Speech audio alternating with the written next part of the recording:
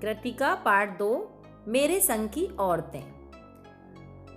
प्रस्तुत जो है उस पाठ की लेखिका हैं मृदुला गर्ग और विधा है संस्मरण। अर्थात संस्मरण में ये लिखा गया है, संस्मरण में ये जो उसकी यादें हैं लेखिका की, उन्होंने इस पाठ में आपको प्रस्तुत की हैं। इसमें लेखिका ने अपने परिवार की औरतों के व्यक्तित्व और स्वभाव पर प्रकाश डाला है कि कितनी पीढ़ियों में कितने बदलाव औरतों के साथ आए हैं। उस बदलाव को परंपरागत उन्होंने इसमें बताया है। लेखिका ने अपनी नानी के बारे में बहुत कुछ सुन रखा था।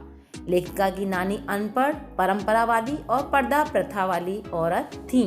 उनके नाना ने तो विवाह के बाद कैम्ब्रिज विद्यालय से बैरिस्ट्री पास की और विदेशी शान शौकत से जिंदगी बिताने लगे, परंतु नानी पर इसका कोई प्रभाव नहीं पड़ा। अतः नानी ने अपनी पुत्री की शादी की जिम्मेदारी अपने पति के एक मित्र स्वतंत्रता सेनानी प्यारेलाल शर्मा को सौंप दी कि वे अपनी बेटी की शादी आज़ादी के सिपाही से करवाना चाहती हैं। अतः लेखिका की माँ की शादी एक स्वतंत्रता सेनानी से हुई।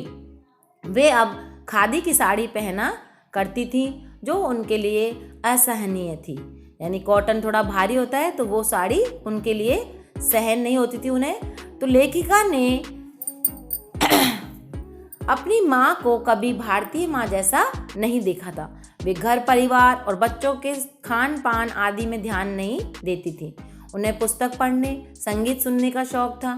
उनमें 2 गुण मुख्य थे। पहला, कभी झूठ न बोलना, और दूसरा, वे एक गोपनीय बात को दूसरे पर जाहिर नहीं होने देती थी, यानी किसी की बात को इधर से उधर नहीं करती थी। इसी कारण उन्हें घर में आदर था और बाहर वालों से दोस्ती मिलती थी।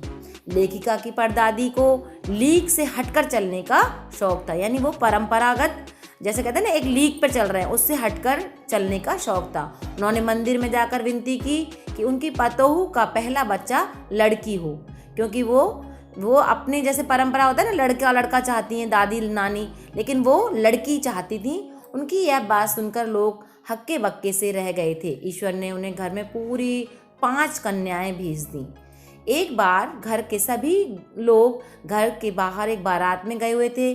घर में जागरण था, अतः लेखिका की दादी शोर मचने की वजह से दूसरे कमरे में जाकर सोई हुई थी।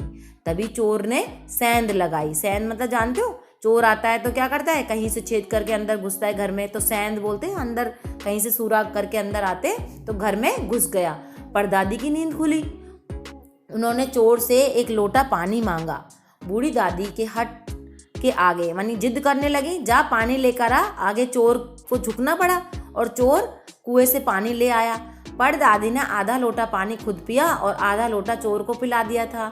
कहा कि अब हम माँ बेटे हो गए, अब तुम चाहे चोरी करो या खेती करो। उनकी बात मानकर चोर चोरी छोड़कर खेती करने लगा। तो देखो कुछ अच्छी आदत उसको आई ना, वहाँ कहाँ तो वो चोर बनकर आया था और अब वो माँ बेटे बन गए और वो उनके घर में काम भी करने लगा। लेखिका की बहनों में कभी इन हीन भावना से बात नहीं हुई कि वे एक लड़की हैं। पहली लड़की जिसके लिए परदादी ने मन्नत मांगी थी वह मंजुला। दूसरे नंबर की लड़की खुद लेखिका मृदुला गर्ग थी। पहली जो थी वो मंजुला थी और जो मृदुला है जो इस पाठ की लेखिका है वो दूसरे नंबर की थी। तीसरी बहन का नाम था चित्रा और उसके बाद रेणु और अचला नाम की बहनें थीं। इन 5 बहनों के बाद एक भाई राजीव था। लेखिका का भाई राजीव हिंदी में और अचला अंग्रेजी में लिखने लगी, यानी लेखिका थी ना, लेखन कार्य हिंदी और अंग्रेजी में करते थे। रेणु विचित्र स्वभाव की थी। वह स्कूल से वापसी के समय गाड़ी में बैठने से इनकार कर देती थी और पैदल चलकर ही पसीने से तर होकर घर आती थी। उसके विचार सामंतवादी व्यवस्था के खिलाफ थे। वह बीए पास करना भी उचित नहीं मानती थी। लेखिका की तीसरी बहन चित्रा को पढ़ने में कम, पढ़ाने में अधिक रुचि थी। इस कारण उसके शिष्यों से उसके कम अंक आते थे, यानी उससे कम अंक क्यों आते थे, पढ़ने में इंटरेस्ट नहीं था, पढ़ाने में ज़्यादा था।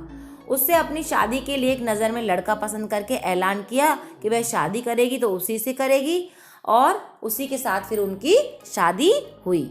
अचला सबसे छोटी बहन पत्रकारिता और अर्थशास्त्र की छात्रा थी, इकोनॉमिक्स की। उसने पिता की पसंद से शादी कर ली थी और उसे भी लिखने का रोग था। मतलब सभी वहाँ लेखक थे तो एक मतलब अजीब सा उन्हें लिखने का सभी को एक तरीके से रोग था।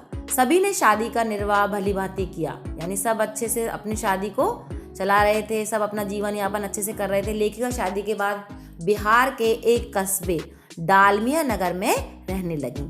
वहीं पर वहाँ की औरतों के साथ उन्होंने नाटक भी किए। इसके बाद मैसूर राज्य में कस्बे बागलकोट में रहीं। वहाँ लेखिका ने अपने बलबूते प्राइमरी स्कूल खोला, जिसमें अनेक अन्य अफसरों के बच्चे उसमें पढ़ने आते थे। भिन्न भिन्न शहरों के अलग अलग विद्यालयों में उन्होंने दाखिला लिया, यानी सारे अच्छे अच्छे बच्चे उनके यहाँ पढ़ने आते थे। दाखिला मतलब होता है एडमिशन। विद्यालय खोलकर लेखिका ने दिखा दिया कि वे अपने प्रयास में कभी असफल नहीं हो सकती थी। परंतु लेखिका स्वयं को अपनी छोटी बहन रेणु से कमतर आंकती थी, वो उनसे कम समझती थी। वे एक अन्य घटना के स्मरण करते हुए लिखती हैं कि दिल्ली में 1950 के अंतिम दौर में 9 इंच तेज बारिश हुई और चारों तरफ पानी भर गया। रेणु की स्कूल बस नहीं आई थी। सब ने कहा कि स्कूल बंद होगा, अतः वह स्कूल न जाए, परंतु वह नहीं मानी। अपनी धुन की पक्की थी। वह 2 मील पैदल चलकर स्कूल गई। स्कूल बंद होने पर वापस लौट कर आई। लेखिका मानती है कि अपनी धुन में मंजिल, अगर हम अपनी धुन के पक्के हैं तो मंजिल की ओर चले जाएं तो हमें उस मंजिल पर पहुंचना, हम उस मंजिल तक पहुंच ही जाते हैं। और उस अकेलेपन का कुछ और ही मज़ा होता है जब हम वहाँ पहुंचकर उसमें हम सफलता प्राप्त करते हैं। तो इस तरह से मृदुला गर्ग जी ने अपने इस पाठ में बताया है कि हमें हमेशा प्रयासरत रहना चाहिए। पाठ